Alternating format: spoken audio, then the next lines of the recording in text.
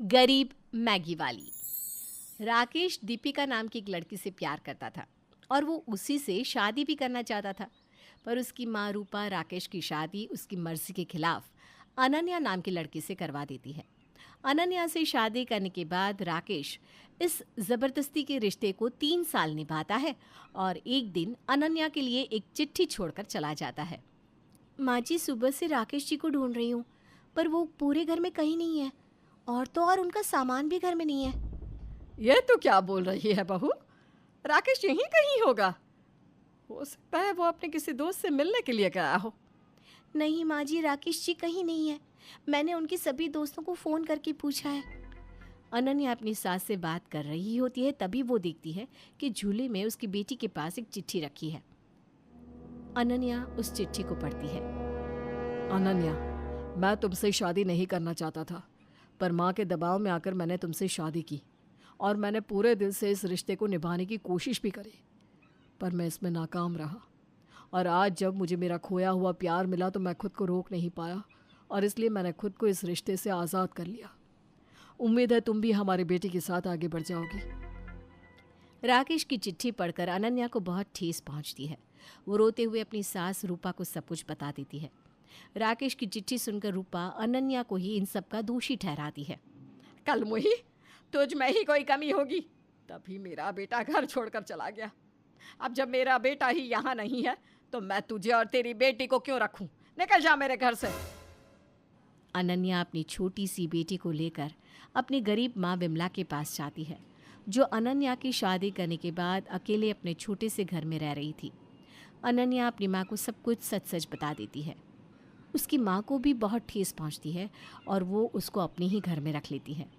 ऐसे ही एक दिन अनन्या बाहर कुछ सामान लेने के लिए जा रही थी, तभी उसके मोहल्ले की कुछ औरतें उसे देखकर बातें बनाने लगती हैं। अरे बहन, देख रही हो इस औरत को? एक नंबर की मनहूस है, मनहूस। अरे बहन, ये तो विमला बहन की बेटी है ना, जिसकी अभी कुछ साल पहले विमला बहन ने बड़ी मुश्किलों से शादी की थी। अरे वही तो है, तभी तो मैं इसे मनहूस कह रही हूँ। जानती नहीं, जब पैदा हुई तो अपने बाप को खा गई और जब शादी करके गई तो अपनी माँ को और भी कंगाल कर गई और ससुराल में जाकर अपने ससुराल वालों की जिंदगी खराब कर दी। तभी तो सास ने धक्के मार के घर से निकाल दिया और अब फिर से आ गई अपनी माँ के पास, अपनी बेटी के साथ बोझ बनने। वैसे इसकी सास ने इसे घर से क्यों निकाला? अरे क्या पता बहन, वो तो इसके घर वाले और इसका पति ही जाने। इसके लक्षण ठीक नहीं होंगे, तभी तो इसका पति इसे छोड़कर चला गया होगा। भगवान जाने आखिर इस बेटी की परवरिश कैसे होगी। बाप तो है नहीं, बाप छोड़कर भाग गया। बेचारी विमला बहन पता नहीं कैसे पालेगी इस बच्ची को। दोनों पड़ोसन आपस में बात कर रही थी तो वही सब अनन्या सुन लेती है। वो किसी को जवाब देना नहीं चाहती थी, क्योंकि लोगों का क्या है, लोगों का मुंह तो कोई नहीं बंद करवा सकता। इसलिए वो वहाँ से अपने घर चली जाती है और अपने कमरे में अपनी बेटी के पास बैठकर फूट फूट कर रोने लगती है। उसके रोने की आवाज़ सुन विमला अनन्या के कमरे में आती है और रोने की वजह पूछती है, जिस पर अनन्या अपनी सास को सब कुछ बता देती है। ये सुनकर विमला दुखी होकर अनन्या से कहती है, बेटा, हो सके तो मुझे माफ़ कर दे। मेरी वजह से आज तेरी ज़िंदगी बर्बाद हुई है, साथ ही मेरी इस छोटी सी नातिन के भविष्य पर भी बात आन पड़ी है। नहीं नहीं मम्मी, ऐसा नहीं है। आपने तो अच्छा सोचकर ही मेरी शादी इनसे करवाई, लेकिन मेरी किस्मत में शायद पति का प्यार लिखा ही नहीं था। पर मैं अपनी बेटी की परवरिश और आपकी देखभाल इस तरह रोते हुए नहीं कर सकती। अब मैं अपनी बेटी की अच्छी परवरिश के लिए, साथ ही आपके लिए मैं काम करूंगी। एक इंडिपेंडेंट वुमेन बनूंगी, जो अपनी बेटी के साथ अपना घर और अपना बाहर का काम भी संभाल सकती है, और इन औरतों का मुंह भी मैं बंद करूंगी। अनन्या की बात से विमला राज़ी हो जाती है और उसको बाहर काम करने के लिए इजाज़त दे देती है। ऐसे ही अनन्या हर रोज़ बाहर काम की तलाश में जाती, लेकिन उसे कोई भी काम नहीं देता, क्योंकि उसकी बच्ची अभी कुछ ही महीनों की थी। ये देखकर अनन्या एक बार फिर दुखी हो जाती है और दुखी होकर अपने घर आती है तो विमला उससे पूछती है, अनन्या बेटा, क्या हो गया? तो इस तरह उदास क्यों है? मम्मी, मुझे कोई जॉब नहीं दे रहा, मुझे कोई काम पर नहीं रख रहा, क्योंकि मेरी एक छोटी बच्ची है।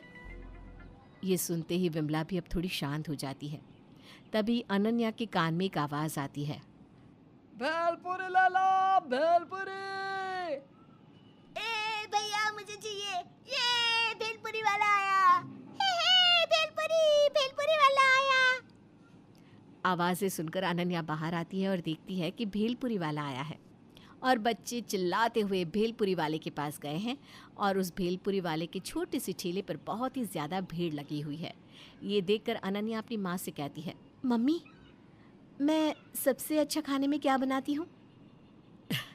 मुझे तो तेरे हाथ की हर एक चीज़ लाजवाब लगती है, पर तू ऐसा क्यों पूछ रही है बेटा? मम्मी वो देखो भेलपुरी वाले को, उसके पास कितनी भीड़ लगी है।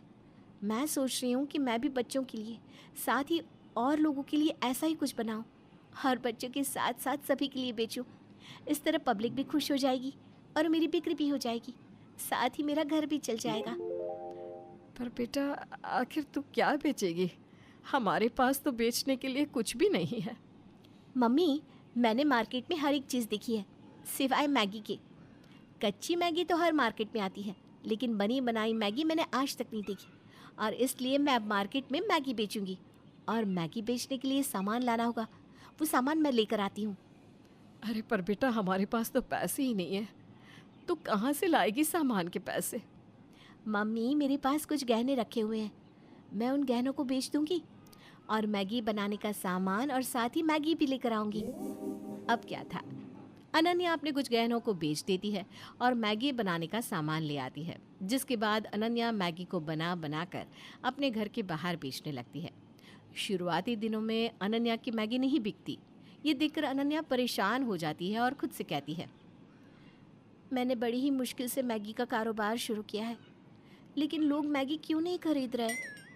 अनन्या खुद से ये सवाल कर रही थी, तभी उसकी माँ विमला उसकी ये बात सुन लेती है और उसके पास आकर उससे कहती है, तेरी मैगी इसलिए नहीं बिक रही क्योंकि तू एक छोटे से मोहल्ले में मैगी को बेच रही है, और ये चीज़ इन छोटे मोहल्ले में नहीं बिका करती, क्योंकि छोटे मोहल्ले वाले कभी भी अपने जैसे लोगों को ऊपर उठता हुआ नहीं देख सकते। वो लोग हमसे सामान नहीं खरीदेंगे, इसलिए तू बाहर जा और जाकर मैगी बेच। और रही मेरी पोती की बात, तो मैं उसको यहाँ घर पर संभाल लूँगी।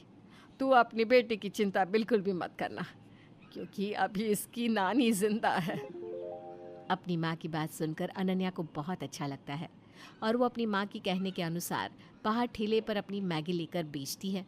आज पहला ही दिन था और उसकी मैगी काफ़ी अच्छे से बिक गई। अनन्या की कमाई भी आज अच्छी हो गई थी। ये देखकर अनन्या खुश हो जाती है। वाह अनन्या, आज तो तूने कमाल ही कर दिया, आज तेरी मैगी तो सच में बिक गई। मम्मी सच कहती थी, यदि मैं अपने मोहल्ले से बाहर आकर इस मैगी को बेचूंगी तो मेरी मैगी बिकेगी। और देखो सच में आज बिक्री और मुनाफा कितना हुआ। ये खुशखबरी मैं जल्दी से मम्मी को देती हूँ। इस तरह अनन्या खुश होते हुए अपनी मैगी का ठेला अपने घर लेकर जाती है और अपनी माँ को गले लगाकर झूमते हुए कहती है, मम्मी मम्मी मम्मी, आज सच में मैं बहुत खुश हूँ। आज ऐसा लग रहा है कि राकेश जी मेरे पास हो ना हो मुझे फ़र्क नहीं पड़ता, क्योंकि मैंने अपने घर की जिम्मेदारी खुद संभाल ली है। इतना बोलकर अनन्या अपनी माँ के हाथ में पैसे थमा देती है और एक बार फिर अपनी माँ से कहती है, मम्मी आपने बिल्कुल ठीक कहा था, अगर मैं बाहर जाऊंगी और अपनी मैगी को बेचूंगी तो मेरी मैगी बिकेगी। और देखो वैसा ही हुआ। ये है मेरी आज की पहली कमाई। अब ये गरीब मैगी वाली मैगी को बेचकर अपने घर और अपनी बेटी की अच्छी परवरिश करेगी। आज मुझे ऐसा एहसास हो रहा है कि मैंने बेटी नहीं एक बेटे को जन्म दिया है।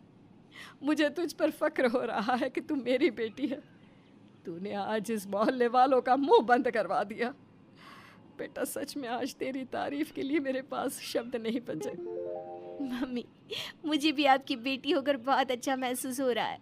बस आप अपना आशीर्वाद मुझ पर यूं ही बनाए रखें। अरे मेरा आशीर्वाद तो हमेशा तेरे साथ है और रहेगा। इस तरह वो लोग काफ़ी खुश हो जाते हैं और धीरे धीरे उनकी मैगी खूब बिकने लगती है। समय गुजरता है। गुजरते समय के साथ अनन्या की मैगी इतनी बिकती है कि अब अनन्या ठेले को एक छोटी सी मैगी शॉप में तब्दील कर देती है। उसके इस मैगी शॉप में तरह तरह की मैगी मिलती, साथ ही काफ़ी भीड़ भी रहती। इस तरह अब वो अपनी बेटी और माँ के साथ खुशी से रहने लगती है।